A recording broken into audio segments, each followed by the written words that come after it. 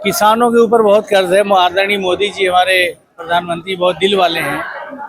उन्होंने 5 साल पहले 22 उद्योगपतियों का 16 लाख करोड़ रुपया माफ किया था। हमारी मांग है पूरे देश में कि जहाँ जहाँ बुनकर हैं, जहाँ जहाँ ये काम होता है, वहाँ वहाँ बुनकर कच्चा माल और क्रय विक्रय केंद्र स्थापित किया जाए, ताकि बुनकरों को जो कच्चा माल चाहिए, सूत चाहिए, ऊन चाहिए और जितनी भी चीज़ें चाहिए वो सही रेट पर उपलब्ध हो, जरूरत के मुताबिक अरशद उपलब्ध खान हो। साहब हैं जो समाजवादी पार्टी के वरिष्ठ नेता हैं और राष्ट्रीय सचिव हैं। सर, जौनपुर से मऊ आना हुआ है, क्या आज किस तरह का करें? मदर टेरेसा फाउंडेशन पूरे मुल्क में काम कर रही है, खिदमत की बुनियाद पर, हेल्थ की बुनियाद पर, एजुकेशन की बुनियाद पर। हमारा मकसद है कि जो बच्चे पढ़ नहीं पा रहे हैं पैसे की कमी से, उन्हें पढ़ाया जाए। इसके ज़रिए हम उच्च शिक्षा, मुफ्त शिक्षा आंदोलन चला रहे हैं पूरे मुल्क में। इंटर पास बच्चों को हम लोग फ्री एजुकेशन देते, फीस फ्री एजुकेशन। बच्चों के गार्जियन को सिर्फ 2 खर्चे उठाने पड़ते हैं, हॉस्टल खर्चा और एग्जामिनेशन फीस। बाकी जो फीस है उसका मैनेजमेंट मदर टेरेसा फाउंडेशन करती है। सर, ये किस सोच के तहत आपने ये कदम उठाया है? ताकि कोई बच्चा पढ़ने से वंचित न रह जाए और पैसे की कमी से। तो धीरे धीरे अल्लाह ने ऐसा मैनेजमेंट कर दिया कि हम ये काम करने लायक हो गए। उत्तर प्रदेश में 1000 बच्चों को हम गोद लेकर पढ़ाएंगे। आप सियासी हैं, उत्तर प्रदेश में शिक्षा की क्या सूरत हाल है? वर्तमान जो गवर्नमेंट है क्या करें? वर्तमान सरकार ने उत्तर प्रदेश में 26,000 स्कूलों को बंद कर दिया है। समाजवादी पार्टी चाहती है विकसित भारत, शिक्षित भारत, यानी हर बच्चा पढ़ा लिखा हो। मुलायम सिंह यादव ने सबसे पहले हाई स्कूल तक शिक्षा फ्री किया, फिर इंटर तक किया। पिछली सरकार में लड़कियों के लिए ग्रेजुएशन तक थी। अब अखिलेश यादव जी के ऐलान है हम जीके से लेके और एमए तक, पोस्ट ग्रेजुएशन तक सारी तरह की शिक्षा फ्री करेंगे जब हमारी सरकार आएगी समाजवादी पार्टी की। हम चाहते हैं किसान और मजदूर बच्चों के लिए ख़ास तौर से, वो अपने बच्चों को अच्छी तालीम नहीं दे सकते, डॉक्टर, वकील, इंजीनियर नहीं बना सकते, तो उच्च शिक्षा सबके लिए फ्री होना चाहिए, किसान, मजदूर और बुनकर के बच्चों के लिए। आपने सर एक संगठन भी बना लिया है बुनकरों का।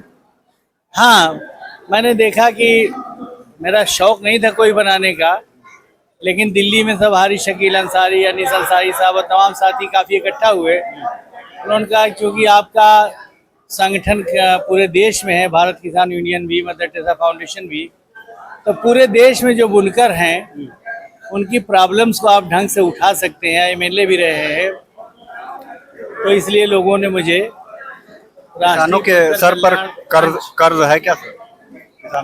किसानों के ऊपर बहुत कर्ज है। आदरणीय मोदी जी हमारे प्रधानमंत्री बहुत दिल वाले हैं।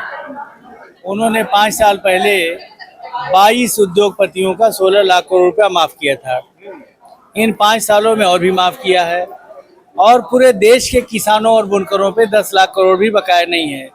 इसलिए हम लड़ाई लड़ रहे हैं, भारत किसान यूनियन के जरिए लड़ रहे थे, और उसमें राष्ट्रीय बुनकर कल्याण मंच भी शामिल हो गया है कि किसानों और बुनकरों का पूरा कर्जा आदरणीय नरेंद्र मोदी जी माफ़ करें, यहाँ भी दिल दिखाएं।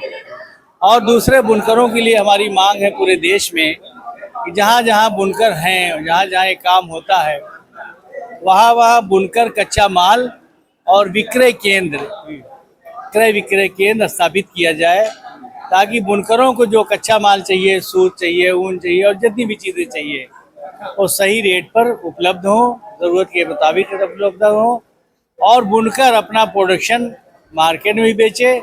और अगर जो नहीं बिक पा रहा है तो किसानों और बुनकरों के लिए एमएसपी लागू करे सरकार, तो मिनिमम सपोर्ट रेट पर उनको सरकार खुद खरीद ले 50% मुनाफे पे। मतलब 100 रुपया लागत है तो 200 में खरीद ले, ताकि उनका खर्चा भी निकल आए और उनको प्रॉफिट भी हो जाए, उनका मामला ठीक रहे, कारोबार। और बहुत सारी डिमांड हमारी है, जिसके लिए लड़ रहे हैं। बुनकरों को, किसानों को बिजली फ्री दी जाए, बुनकर और किसानों के बच्चों को आला तालीम, उच्च शिक्षा फ्री दी जाए।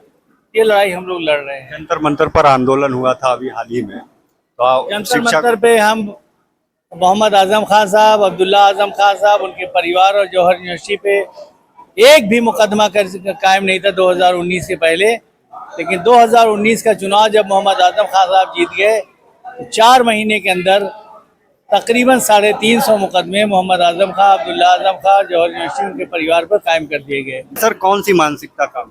मानसिकता ये है कि क्योंकि मोहम्मद आजम खां साहब, अब्दुल्ला आजम साहब एक मुसलमान कम्युनिटी से ताल्लुक़ है, तो मुसलमानों को परेशान करने की साजिश जो सरकार है दिल्ली वाली भी करती रहती है, लखनऊ वाली भी करती रहती है, उत्तराखंड, आसाम और बंगाल वाली भी करती रहती है।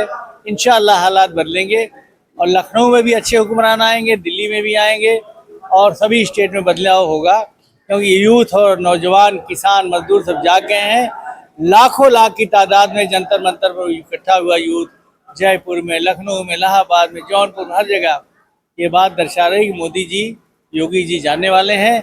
उत्तर प्रदेश में अखिलेश यादव जी की सरकार आने वाली है और दिल्ली में भी इंडिया गठबंधन की सरकार बनने वाली है। जिस तरह से 2024 में कमाल किया राहुल अखिलेश की जोड़ी में, क्या लगता है 27 में भी कमाल होगा? बहुत जनता तैयार है, पीडीए आंदोलन भी है, जनता दुखी है, किसान दुखी, मजदूर दुखी, बुनकर दुखी, स्टूडेंट दुखी, नौजवान दुखी, व्यापारी दुखी, सब दुखियारों की टीम हो गई है और सब लोग योगी आदित्यनाथ जी की सरकार को बदलना चाहते हैं और अखिलेश यादव जी को उत्तर प्रदेश का मुख्यमंत्री बनाना चाहते हैं।